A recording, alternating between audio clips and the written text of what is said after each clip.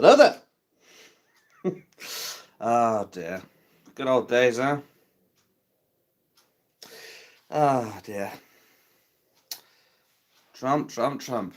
Yes, indeed. So Trump has been put in power. I'm just going to adjust the camera a little bit.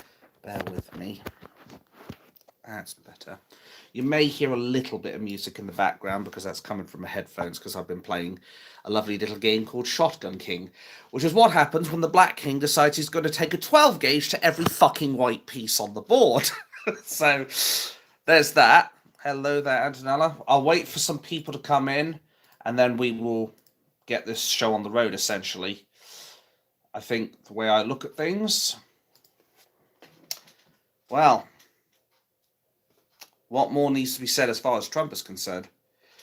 Like, I know there are people who are going to be disappointed, shall we say, to put it mildly, that Donald Trump is now in power. I guess I can't really blame them.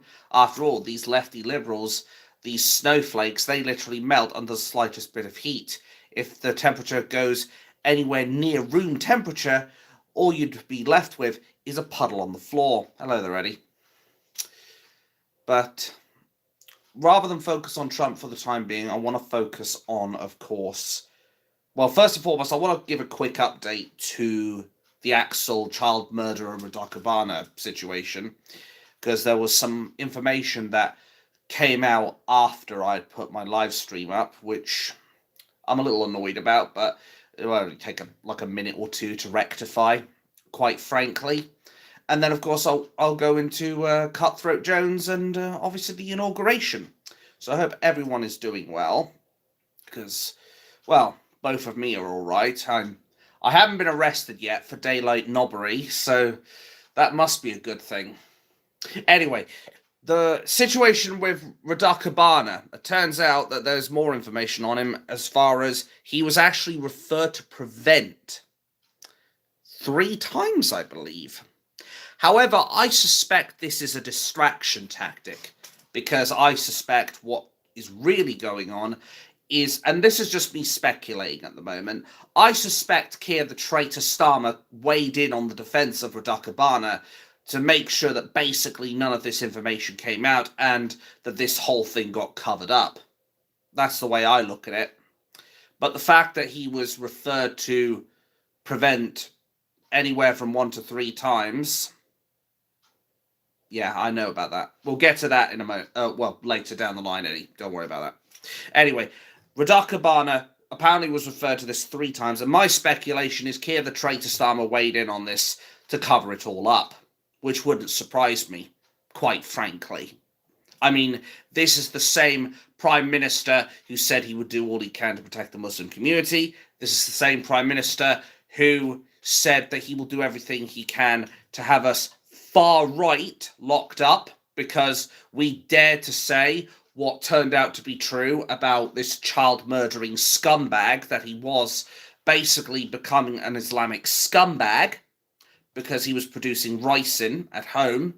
He had a manual of how to terrorize from Al-Qaeda. I mean, if ever there was a piece of evidence that would suggest this guy is a practicing Muslim, that's it. Now, it begs the question as well. Now that this trial has gone by, what say you about the reporting restrictions on Tommy Robinson? Because surely now that's going to be lifted, since they didn't want him to speak the truth about what happened with What's-His-Face. Surely now this gagging order will go, right? Or will Keir the traitor Starmer double down like that last shot of gin he did last night? And hello, Gold. I hope you're doing well. So I guess that was the quick update more than anything. Oh, actually, no, there is one more thing, because I do believe I have it on my Twitter.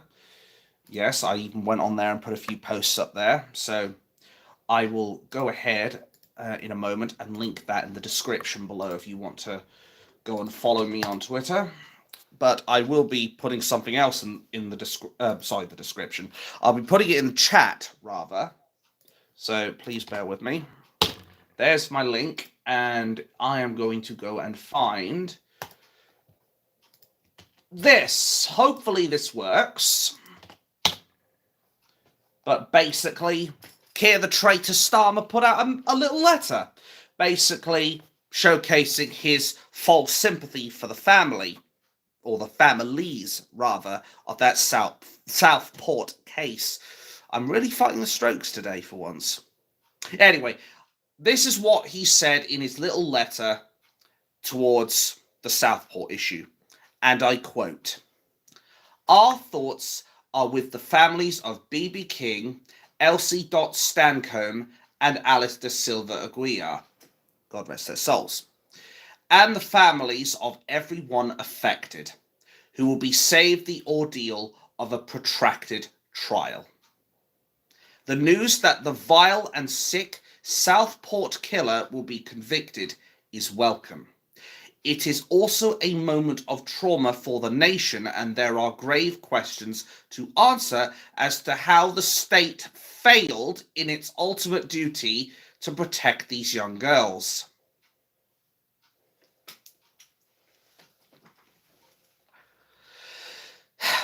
No, I must stay focused. "Britain will rightly demand answers, and we will leave no stone unturned in that pursuit. At the center of this horrific event, there is still a family and community grief that is raw, a pain that not even justice can truly heal. Although no words today can ever truly convey the depths of that pain, I want the families to know that our thoughts are with them and everyone in Southport affected by this barbaric crime. The whole nation grieves with them." End quote.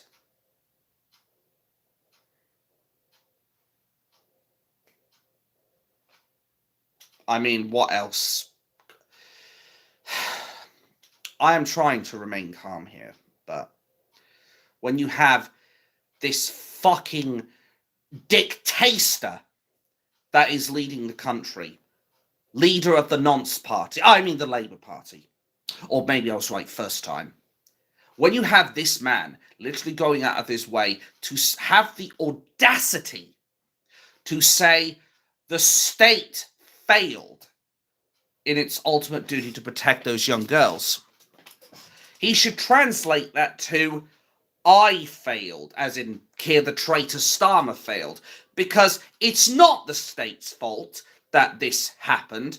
I mean, devil's advocate here, you could argue that the Conservatives and the Labour Party are two cheeks of the same arse, and therefore, I guess in that sense, I guess that is kind of true.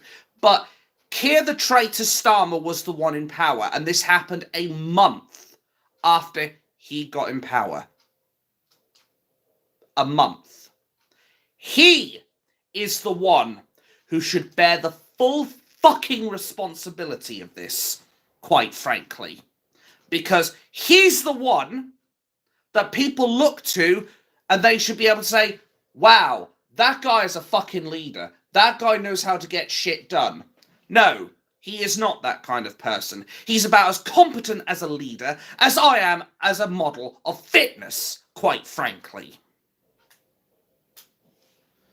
I'm sorry if I'm losing my shit here and it's not to people's tastes, but it is hard for me to contain my anger at this right now. It really is. When you have this kind of prick in power that has no emotion, no soul, no decency, I think even the most saintly individual would struggle to keep their composure under this man. In fact, I wouldn't even call him a man, because that would be an insult to each and every one of us men who actually put something into this fucking country. Not even justice can ever truly heal. Well, I think there is one way that justice could heal that shit, and that is if this... People call him child. I don't. I call him an adult. He's 18. Yes, I accept you could say he's a teenager. But he's old enough to know the difference between right and wrong, quite frankly. And any person that is willing to go out of their way, as young as 13, to have the ideas of committing these serious atrocities, I'm sorry, the death penalty needs to be brought in for people like that. That's my humble opinion. The death penalty should be put on him. And if I had my way, I'd make sure he suffered the same way that he made those poor girls suffer, quite frankly. But she's gone just because she isn't a WEF. I mean, that's fair enough. But yeah, I think this letter stinks of bullshit. You could probably look at the letter at your screen and then suddenly that... How do I put this? Kller the Traitor Starmer doesn't just have an odious stench. He has halitosis of the human soul. And when someone has halitosis of the human soul, the waft emanates. It emanates straight through the nostrils, and it makes you want to puke. But I have spoken enough about this treacherous sectarianist bastard for long enough. Let's go on to the Ricky Cutthroat Jones case, because this case has now been kicked down the road, the can, as it were. Frankly, I'd like to kick Kller the Traitor Starmer down the road, but I digress. Ricky Cutthroat Jones has had his trial suspended until August, and I couldn't count, actually. I said 8 months, and I clearly can't do simple fucking maths. So, yet again, we're seeing justice denied for us when we're seeing the left wing engage in inciting violence and hatred towards us. They get to have their trial kicked down the road. But if we dare speak anything about this, we don't have the trials postponed. In fact, we're sentenced within weeks, if not days. Just like that. Why can't the same courtesy be given to Ricky Cutthroat Jones? Begs the question, doesn't it? Oh, that's right, he's part of the Nonce Party. Sorry, Labour Party. Or yet again, maybe I was right first time. He is part of the group of people that advocates for nonces doing what they do best. Nonces walking free, killers walking free, rapists walking free, terrorists having their trials delayed. But he's more than willing to jail people who say naughty things on the internet. Oh, you've been a bad boy, Robbie. You have to go to jail now because you said something on TikTok. Like, that's the way I look at it. He's a man who he deserves to go to jail, Ricky Jones. Because I guarantee you, if we roll the stroke number one, if we reversed the roles, and I said that about Ricky Cutthroat Jones and all the left, how long do you think it would take for cops to arrive at this house?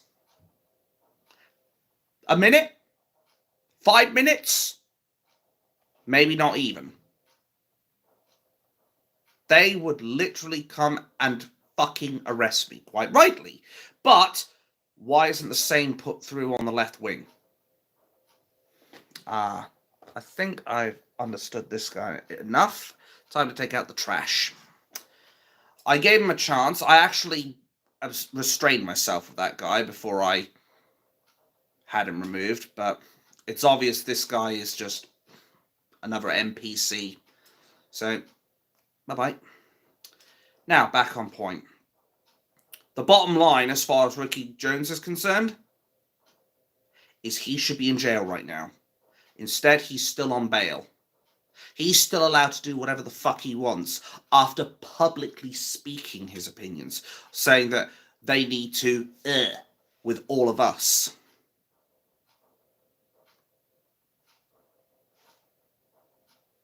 Who's gone? Oh, that's just some troll that came in here, that's all. But yeah, I think he should be in jail. He shouldn't be allowed bail, because we wouldn't be allowed bail. And it's another blatant example of two-tier justice. You know what's even worse, though? We have, as said, the nonces and the rapists and the killers who are still walking free on our streets. We still have people who are willing to do these most horrendous things, yet they can walk free. But we were jailed for speaking out against this Southport killer, for speaking out against Ricky Cutthroats Jones, for speaking about Mike assaulting Amesbury, maybe. Starmer cannot be surprised at this point. If he doesn't resign in the next few months, I can almost guarantee it. There will be a revolution.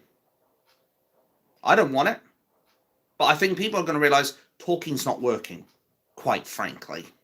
That's why I've been saying, I think after the 1st of February, the 1st of February is pretty much our last chance to end this peacefully. I know Paul Thorpe might disagree with this, but the cold, bitter truth is, as I've said it many times, I'll say it here again, there are some people you just can't reason with. There are some people who will not understand or respect jaw. The only thing they respect is war. And I do see Keir the traitor Starmer as Adolf Hitler 2.0. The only thing he's missing now is the moustache, quite frankly. The only thing he hasn't done that Adolf Hitler has is kill millions of Jews. That's it. Other than that, he is basically Hitler 2.0. He's Britain's Hitler.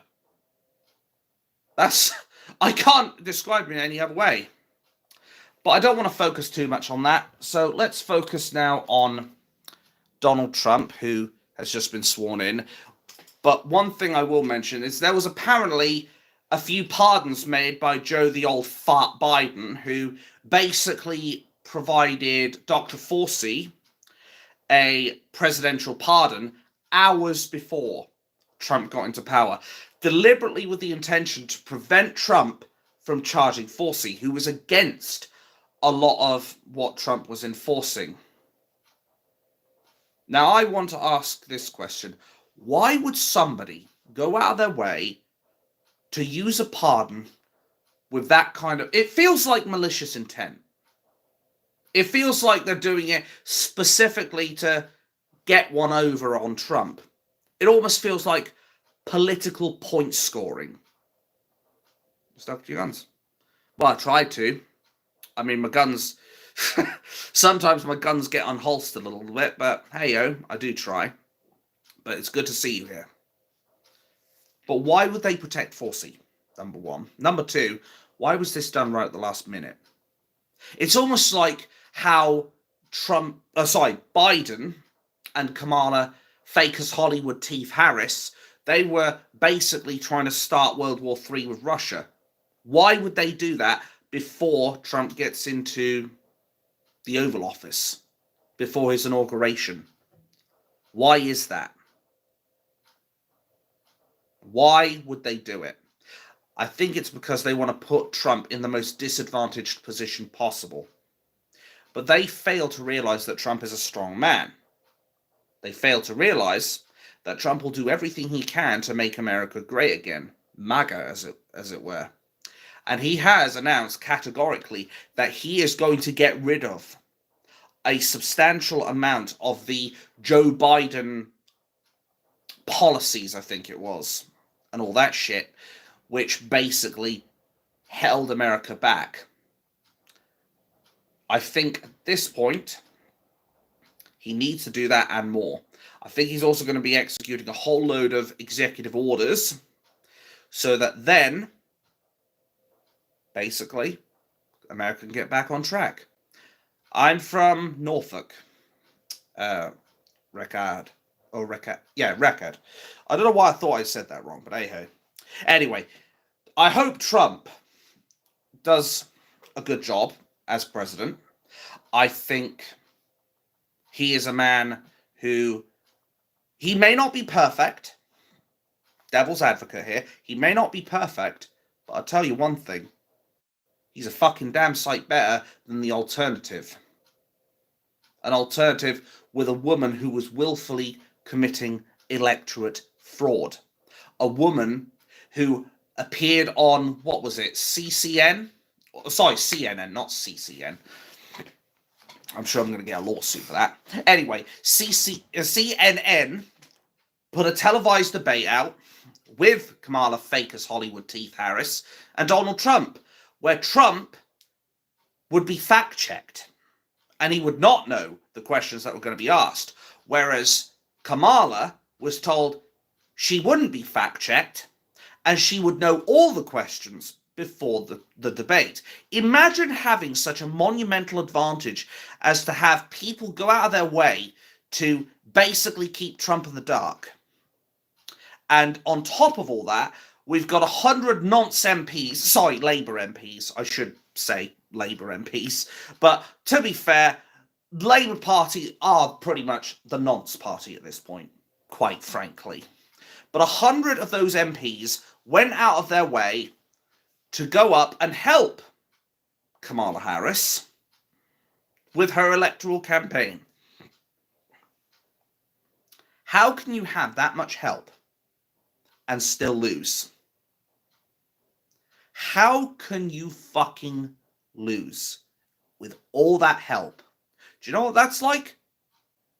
That's like playing poker, but your opponent is only allowed to use 3 cards. And you're allowed to use everything. And you still fucking lose. That's what it's like.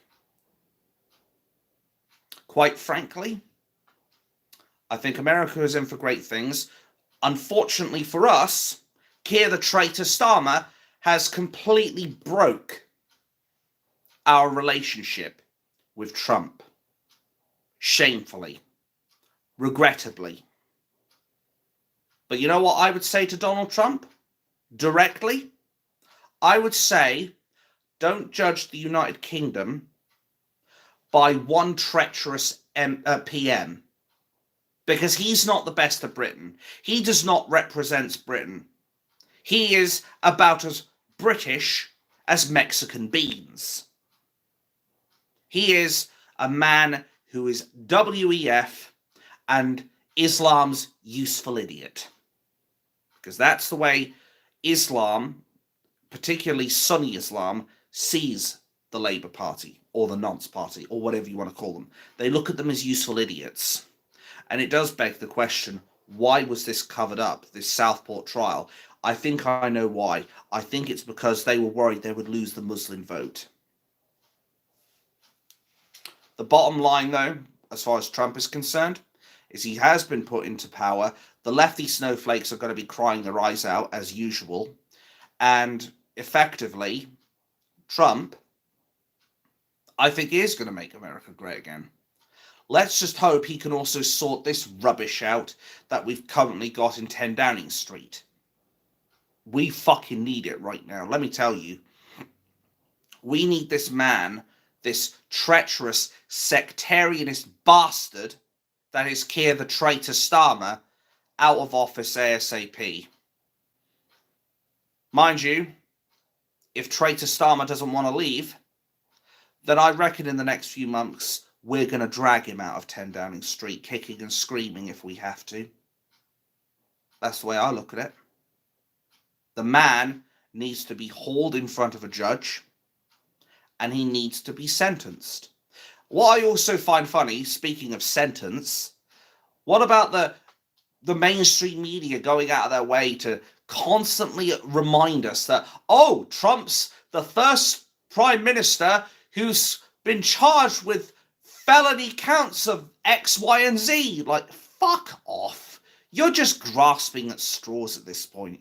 You're grasping, hoping to have some substance of control over Trump. But you can't control a loose cannon. And we have a few of our own loose cannons that will be heading up on the 1st of February to London to make sure that Keir the traitor Starmer is put on full blast. Now, as I said before, I understand, as far as the first is concerned, that I'm probably a loose cannon myself. And I can understand why they wouldn't want to have me on stage, quite frankly, with some of the stuff I say, because it could derail their pledge movement. I can understand that. I can accept that. But as I said before, the cold, bitter truth, as far as our nation is concerned, is we're going to have to make a decision. In the next 2 or 3 months, we're going to have to make a decision. Either we continue banging our heads against a brick wall, trying to get peace, or we take matters into our own hands. And I will always, without fail, I've done this, I will be clear. I don't want a violent revolution. I don't want an intifada. I don't want an uprising or a situation where the government is violently overthrown. I never have. I've never wanted that. Hello, Ted. But I completely understand if anybody feels like that's the only option we have left. Frankly, we are in a lot of trouble. Just watching Trump? Yes, fair enough. So, I think that's about it, really. There's not really much else to talk about. I've already covered actual child murdering Radaka Bana, who pled guilty to those 16 to 18 crimes that he committed. The murder of the kids, attempted murder of the 8 others, producing ricin, possessing an offensive weapon, possessing terrorist material. No, I'm not going to say that. Come on. I'm not going to degrade myself like that. Sorry, I have principles, my man. Captain Arthur, hope you're well. I am indeed, Ted, and wish you well as well. But the way I slice it, it's not long now. Something's going to happen. Something big's going to happen in the UK. Just like it's happening now in the US with Trump's inauguration. I only hope that we're not too late when that happens, because I don't want to see this nation go 6 feet under because of a treacherous Prime Minister, quite frankly. Thanks for watching, guys. Catch you in the next one.